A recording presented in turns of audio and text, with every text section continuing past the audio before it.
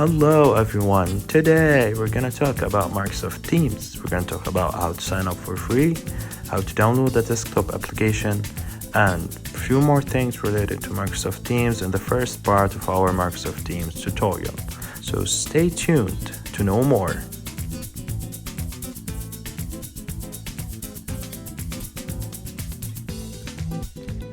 First of all, we have to go to the official website of Microsoft Teams, and you can find the link down in the description.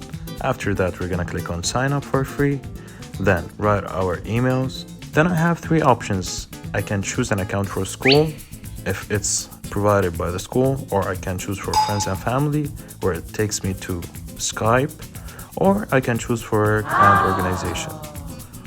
And then I'm gonna click on next and wait a little bit. Then I'm gonna enter the password of my email that I have anytime today. Anytime. Okay, so I'm gonna write down the password that I have. Then after that, I'm gonna click on sign in. After signing in, I have to write the company's name, and in this case, I shouldn't write any company name. I'm just gonna write the name of my channel, tech, what? No.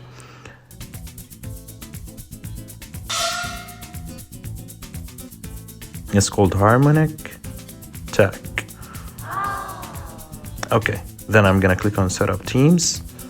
After that, I'm gonna wait a while until Teams are set up. Then here, I'm gonna find this page where I'm offered to download the Windows app or use the web app instead. So I'm gonna click on download the Windows app. Also, you can find the link of download down in the description. After downloading the application, here we can go to our desktops to find out more about the Microsoft Teams. So tune in. So after installing the Microsoft Teams application on your desktops, you should start writing down your email accounts so we can sign in.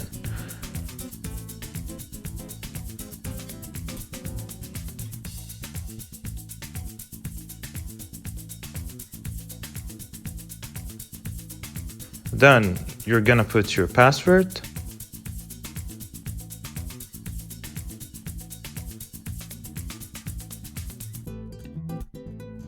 After that, Microsoft Teams application will launch.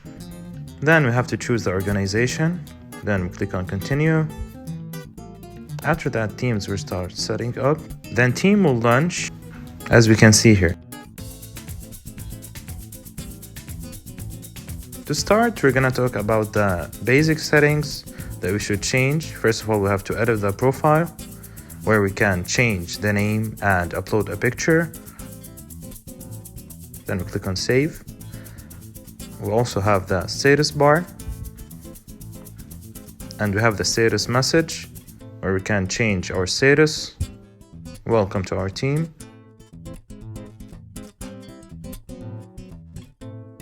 And we can show when people message me. We can turn this on so people can see the status all the time. And we have the option to clear the status message after a time that we choose, as we can see here. Then we click on done. Also, we have the saved option, which take us to save messages. We also have the settings, where we can change the settings of Teams. Also, we have the option of managing the organization. As we can see here, we have the members and the guests. We also can change the settings where we can manage the invitations and manage the links that are issued to the organization that we are working for or controlling. We have the Microsoft Teams shortcuts. We should always check for updates. That's an important issue. Now to start, we're gonna talk about the Teams tab, which we can see here. And here the teams would be displayed for us. For example, I have the Harmonic Tech training team. And as we can see, in each team we have channels.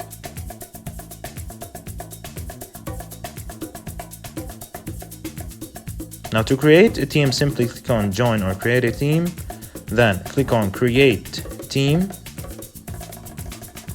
And here we can start from scratch, as we can see here.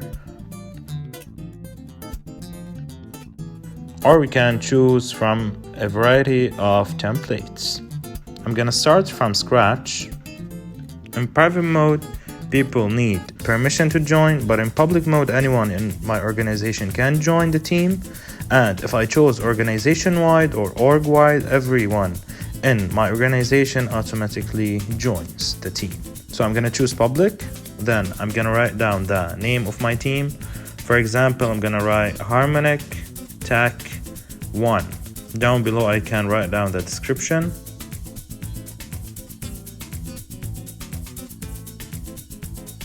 Then we click on create.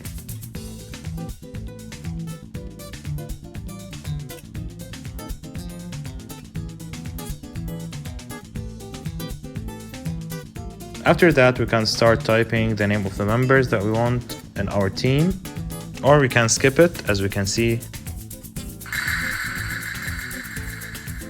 To add a channel, simply click on more options, then click on add channel, then write down the name of the channel that you want. For example, I'm gonna write tips and tricks.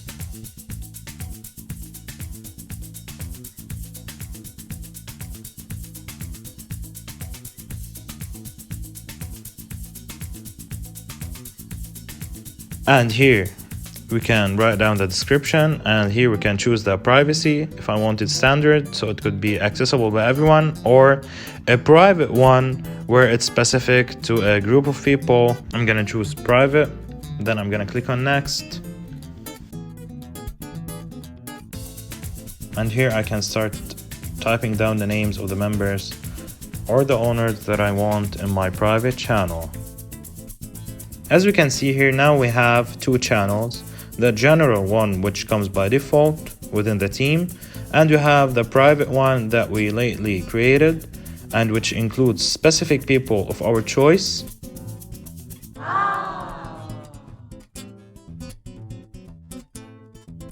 Now we're gonna talk about tabs in our page. We have posts, files, and wiki. Files are the space where I can upload any document so my team members or owners can see. I can add a tab simply by clicking on add a tab, then choosing from a variety of applications. I simply click on, for example, on OneNote. I'm gonna click on create new notebook, then I'm gonna write down the name of the notebook that I want. Then I'm gonna click on save.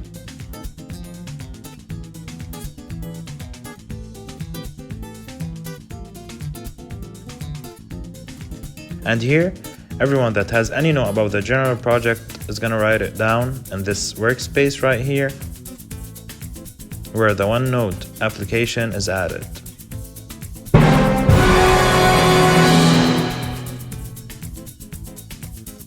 Now to start a meeting with others, simply click on meet. And there, as we can see, we have the following display. Microsoft offers us to change the settings before joining the meeting. For example, I have the microphone on and I have the camera off, and up there I can change the title of the meeting. Simply when I click on the settings, I'm gonna see the device settings, the audio devices, the speaker, the microphone. After checking out everything, I'm gonna click on join now. To add members, I simply click on show participants, then I add the email of the person that I want in my meeting, and here it's calling. So Microsoft Teams is calling my editor, and he answered. Also, I can set my editor to be an attendee simply by clicking on more options, then clicking on make an attendee. We have another option, which is show conversation, where members can talk with each other, as we can see here.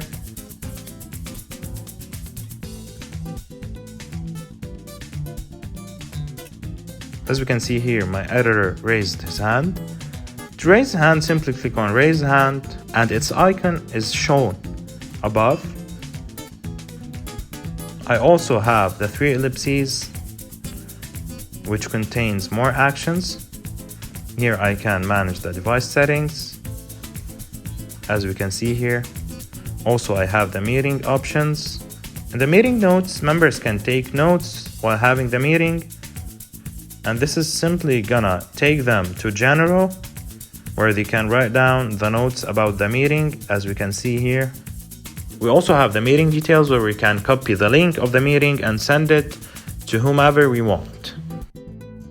Also, I can apply a background effect for my video. I can turn on live captions. I can start recording my session. And also we have the dial pad, where I can call numbers, and this is related to previous settings that we've talked about. And also we have the last option, which is turn off incoming video. To share the screen, simply click on share, and here we can choose from the desktop to window. I also can choose the whiteboard option, where we can write with each other and share stuff with each other during the meeting, me and my members. If you are the organizer of the meeting and you want the meeting to end, simply click on end meeting. But if you just want to leave and let others continue the meeting, simply click on leave. Since clicking on end meeting will terminate the meeting completely, okay? But clicking on leave will just make you by yourself leave and let the others continue the meeting. Thank you for watching. Stay tuned for part 2.